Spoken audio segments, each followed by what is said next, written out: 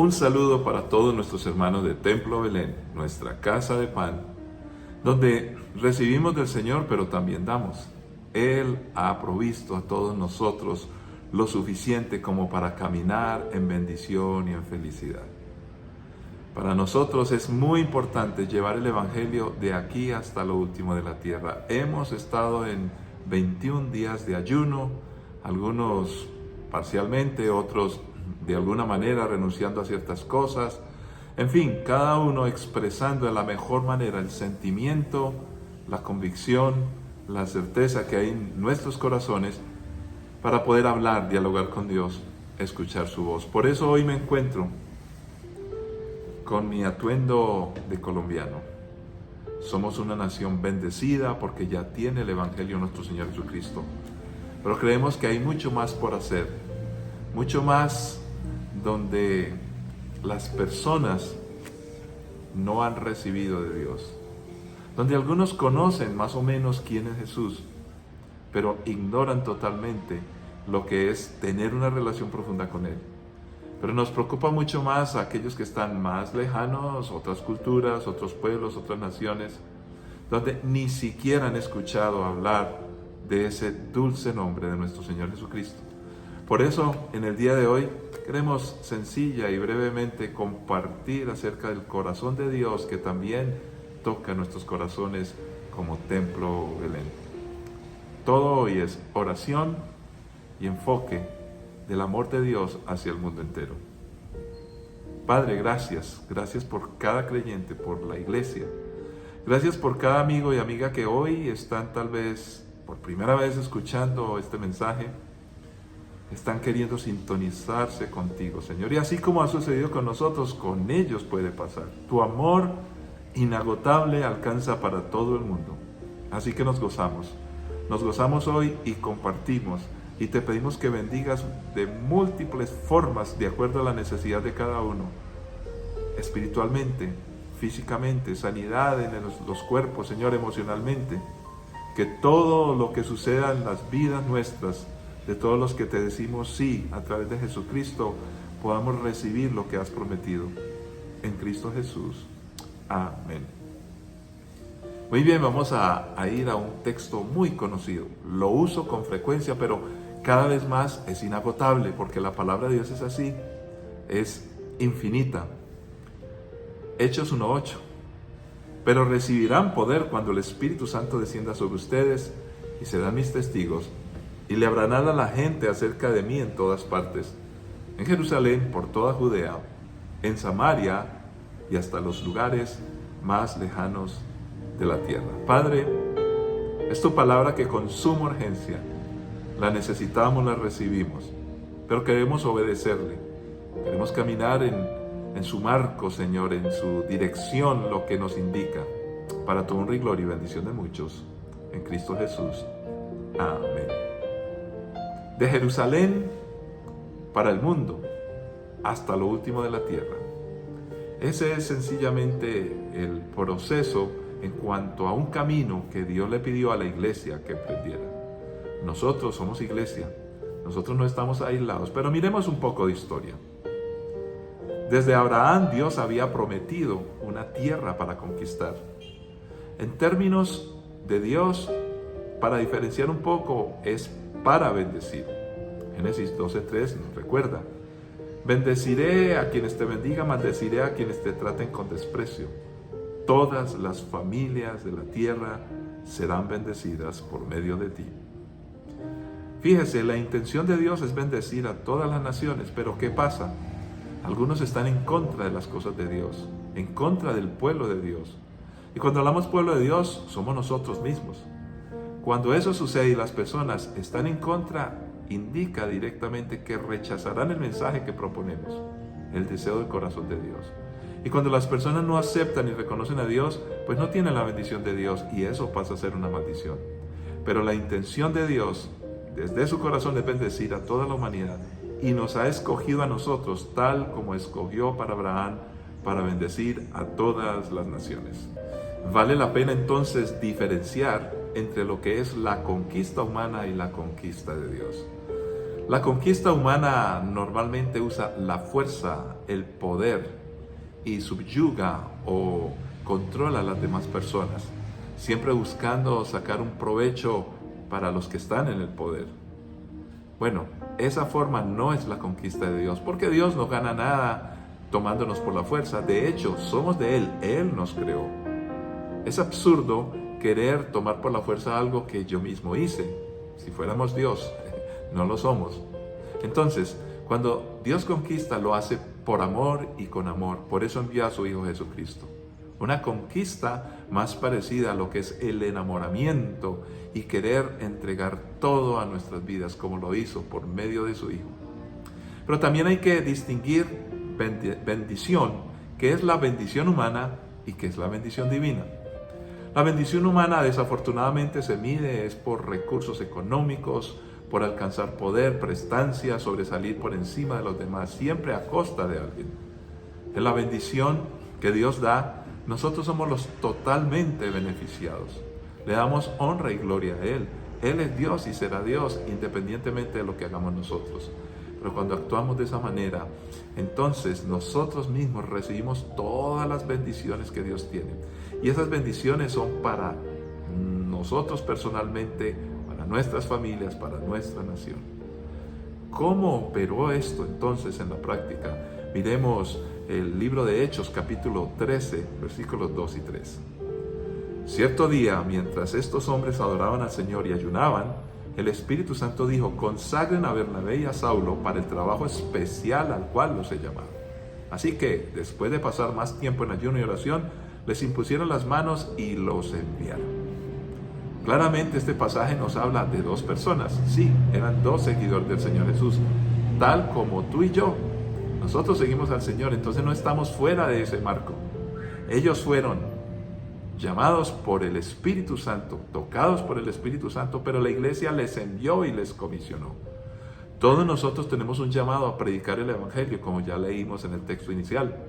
Tenemos una tarea, tenemos un mandato de parte de Dios. Pero la iglesia nos capacita y nos envía y nos comisiona. Y podemos hacerlo cercanamente o más lejos. Podemos hacerlo en un poco de nuestro tiempo cotidiano o dedicar todo el tiempo. Pero definitivamente todos participamos de este precioso llamado. Ellos, Bernabé y Pablo, inmediatamente comenzaron a predicar. Y eso los llevó a avanzar en el camino, a emprender una ruta, un destino, hasta lo último de la tierra. ¿Y qué lograron? ¿Qué hicieron? Cosa que nosotros también debemos hacer. Primero, tocaron las personas. Leamos Hechos 16, 26 al 30. De repente hubo un gran terremoto y la cárcel se sacudió hasta sus cimientos.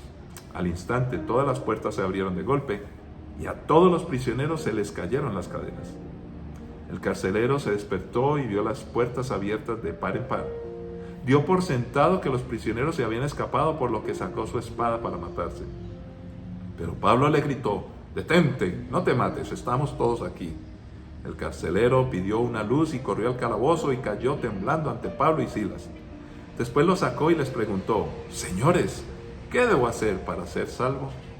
Esta historia es bastante interesante porque nos muestra concretamente la percepción y lo que siente el ser humano.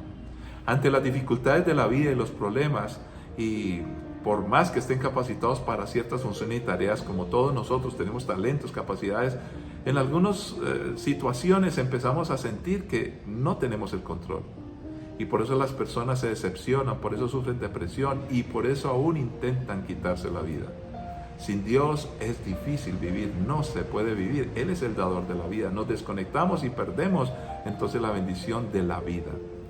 Este hombre quería acabar con todo. Todo se puso oscuro, difícil y complejo. Pero ahí llegó Dios, por medio de sus hijos, para tocar una persona. Y Él hizo la pregunta correcta: ¿qué tengo que hacer? El punto es que ante esta pregunta, inmediatamente hay una respuesta. Y la respuesta está en los versículos siguientes, 30 al 34. Después les sacó y les preguntó: «Señores, ¿qué debo hacer para ser salvo?».